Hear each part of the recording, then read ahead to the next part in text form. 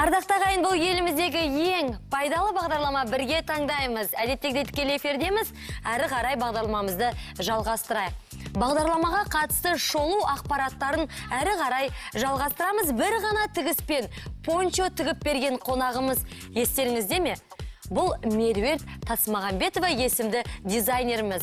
Білесіздер ме, сол күнгі тікелей эфирге 2000-нан астам көрермен хабарласып, дизайнердің жұмысына жоғары баға берген еді. Және маманға тапсырыс бергісі келгендер де болғанын жасырмайды. Ал кітаптан жасалған сәнді клатч сәнқой қыздардың назарын бірден өзіне аудартты. Атақты Абай жолы деп аталатын бұл сәнді бұйым көпке дейін көрермендердің қызығушылығын оятты. Және небәрі 15 минуттың ішінде 50-ден астам көрермен қоңырау шалды. Бүгінгі эфирге дейін біз 30 түрлі дизайнерден кеңес алыппыз. Ал бүгінгі қонағымыз Камилия Канапьянова, 31-ші біздің дизайнеріміз болмақ. Камилия да біздің көрермендеріміздің ыстық ықыласына бөленеді деген ойдамыз. Қарсы алайық. Келіңіз, Камилия ханым, студиямызға қош келдіңіз. Көңіл күйіңіз қалай? Жақсы, мереке құтты болсын. Сізді құттықтаймын. Сондай әдемі, тамаша болып тұрсыз. Рахмет. Енді мен қарап отырмын, Камилия, енді қазір мереке болсын, қандай да қыз келіншектеріміз жақсы бір әдемі болып барғысы келеді ғой. Тойға болсын, сондай бір жақсы құрбыларының туған күніне болсын, өздеріне бір назар аударғанда, әр қыз келіншек біздің әпкелеріміз, аналарымыз оны қалап тұрады. Солай емес пе? Соның бір тамаша бір өзгешелігі, мен қарап отырсам, бұл вуаль. Бас киім. Ол бас киім. Егер де сіз өзіңіздің ескірген қандай да бір ескі көйлегіңізді кисеңізде, мынандай вуаль тақсаңыз, ешкім оған көңіл бөлмейді. Тамаша әдемі бір өң беріп тұрады, солай емес пе? Бұны қалай қарап отырсам, мына алдымдағы жай қара мата сияқты. Өзіңіз жасай аласыз, немесе сатып алуға болады. Мұнан мен сатып алдым. Ол өте арзан зат, бірақ кисеңіз тамаша көрініп тұрады. Мынау моншақтар. Мына моншақпен мына вуальды кисеңіз, өте классикалық образ болады.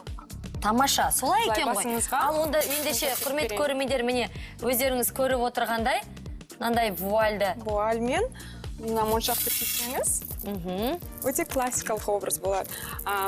Қара көйлекпен Коко Шанель сияқты болады. Коко Шанель сияқты, Тамаша, енді мерекенің қарсаңында қыз келіншектер, әпкелеріміз ерекше, өзіңіз жақсы көңіл күй сыйлағыңыз келсе, осындай вуальдарды тағып алсаңыз болады. Оны брош сияқты да киюге болады. Мен көрсетіп көрейін. Міне қараңыздаршы, бас киім қылып киюге де болады екен. Мысалы, бұлай кисеңіз, сонан кейін бір моншақ алсаңыз, немесе мынандай затты алуға болады.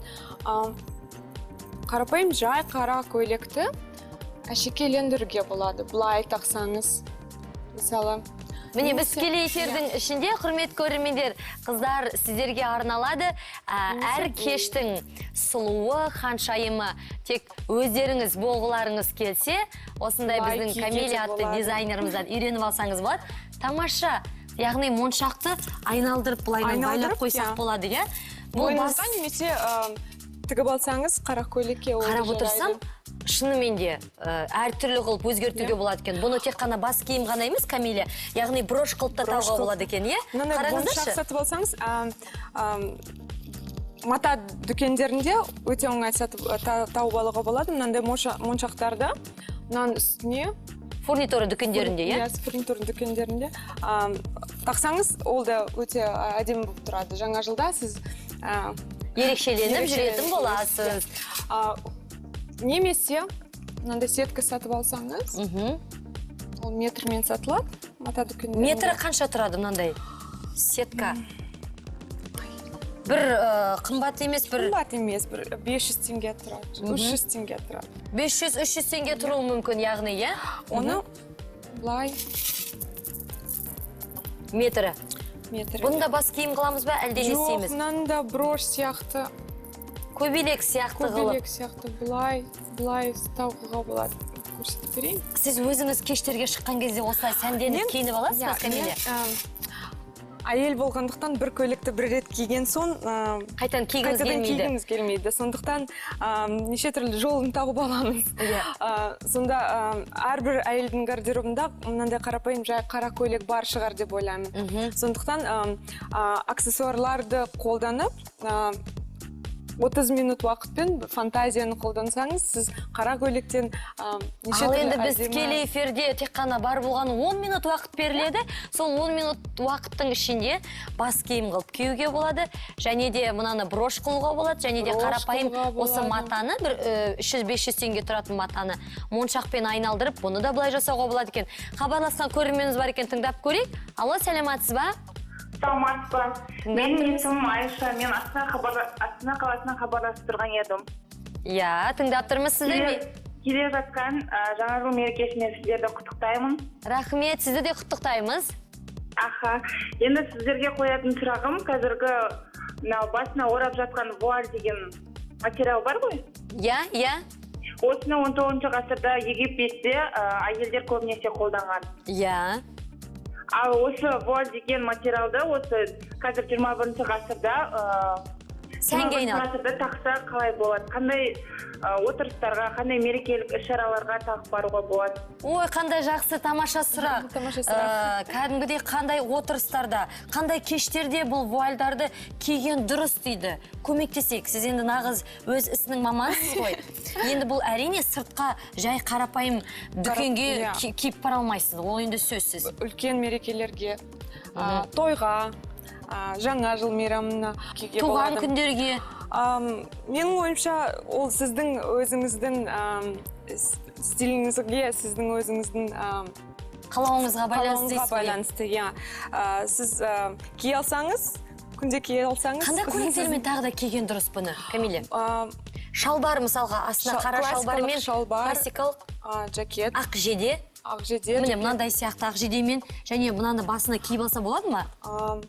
Иә, Басқа киімді киіп алса болады ма? жақсы көрінеді. Бірақ шалбармен кисеңіз, сыртынан жакет кисеңіз, Тамаша кетеді. тамаша классикалық образ болады. Керемет екен, сұрағыңызға көп рахмет. Хабарласқан көрерменіміз мерекемен де келе жатқан мерекемен де құттықтап жатыр. Тағы да не істей аламыз? Мынау алдымызда ине жіп тұр, ол бізге қажет пе?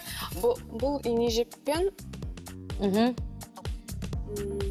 Біз енді айтып жатырмыз, сіз біздің 31-ші отандық кәдімгі өзіміздің дизайнерімізсіз. Сізге дейін 30 дизайнер келіп біздің бағдарламамызға қатысқан болатын. Көптеген дүниелермен бөліскен болатын. Тіпті пончо тігіп жатыр, жейде тігіп жатыр, қол өнер, сырға, сақина, білезік. Ой, шіркін, сағатта жасап жатыр, сурет салу, футболкаға патриоттық стильде жасау. Тіпті жейделерді ішін ойы өрнектеп өткенде осыдан алдың күні Айдана есімді біздің де көрерменіміз жақсы дүниелерін көрсеткен болатын. Сондықтан енді сіз біздің 31-ші біздің отандық дизайнеріміз. Бұл енді тапсырыстар түсіп жата ма қыздардан? Табыс көзіне айналдырдыңыз ба? Қазіргі кезде қазақ дизайнерлері өте дамып келе жатыр.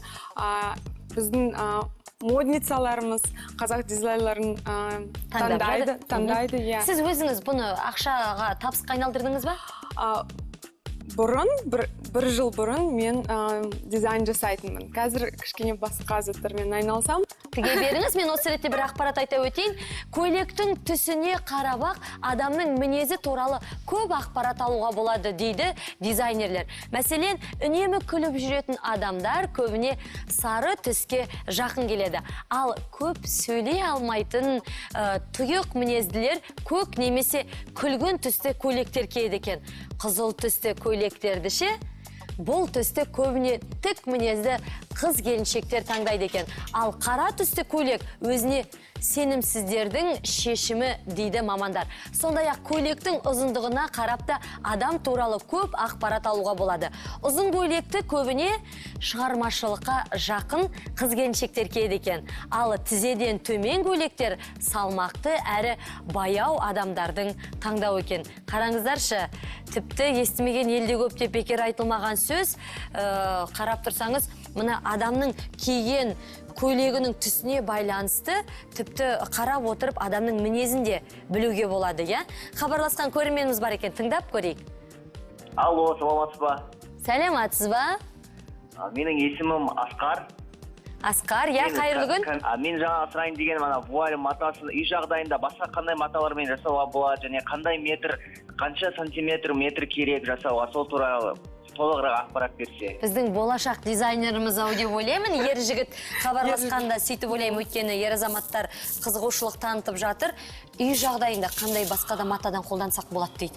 Мынау сеткадан бөлек. Сеткадан бөлек бант. Білесіз бе, кішкентай қыздарға шаштарын өрген кезде, сондай бант бантик байлап қоятынбыз, иә. Сондай бант алуға болады. Ол атлас мата ғой, атлас сияқты бір андай бір жұқа. Ол шифон сияқты. Ол шифон сияқты, сондықтан сіз одан гүл жасай аласыз. Сол гүлдермен де әшекейлендіруге болады. Брош қоюға болады, иә?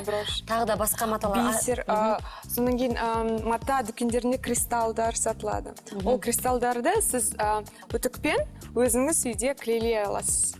Тамаша. Кәдімгідей ол клеуді де біз кәдімгідей желімен жабыстыруды да өткенде көрсеткен болатынбыз.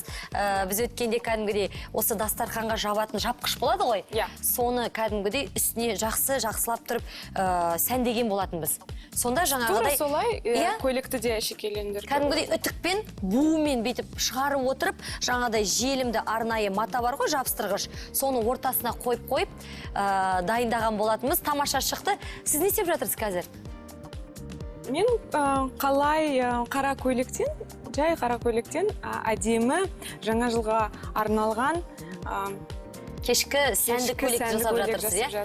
Міне, құрметті көрермендер, тікелей эфирде біздің өзіміздің отандық дизайнеріміз осындай тамаша жай қарапайым көйлектен, тамаша өздеріңіз кеште, жақсы бір кештерде киетін көйлекті сәндеп беріп жатыр. Ол үшін бар болғаны, мына фурнитура дүкендерінде қанша теңге тұрады бағасы? Оншақты да қойсаңыз болады.